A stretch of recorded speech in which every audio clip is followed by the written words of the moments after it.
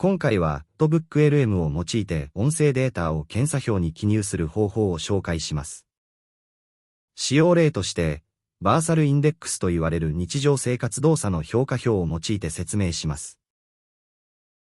この表は Excel で作成しそれを PDF 出力したものです。この表には、上に患者氏名、検査年月日、そして記入する評価表、その下に得点と評価基準の対象表を書いています。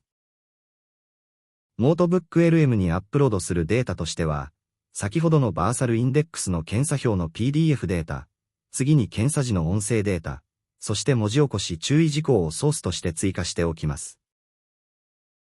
文字起こし注意事項は、メモ帳で作成したデータを追加したものです。これは文字起こしをするときに誤りやすい言葉を正誤表として記入しておきます。例えば、正しくは解除なのに解錠と文字起こしされたり、解除を妖怪と解除と文字起こしするなどの正誤表を準備しておくと、後の出力時に正しい結果が反映されます。これらのデータソースの追加は、ソースの下の追加ボタンをクリックします。この画面でソースを中央の枠にドラッグ&ドロップするか、テキストの貼り付けは、コピーしたテキストのボタンをクリックしてアップロードします。以降このフォーマットを使用して、音声ファイルを置き換えるだけでバーサルインデックスの表の書き込み処理を行います。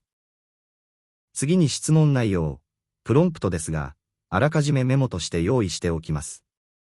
それをコピーして、入力欄に貼り付け実行します。するとメモに書いた要領で出力されます。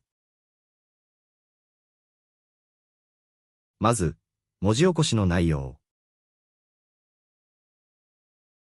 次にタイトル、患者氏名、検査年月日。そしてバーサルインデックスの検査表。ここには評価基準に対応する点と尾項が記入されています。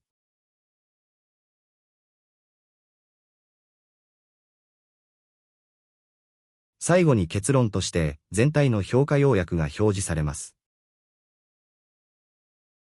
このように NotebookLM を用いると、音声データを追加するだけで、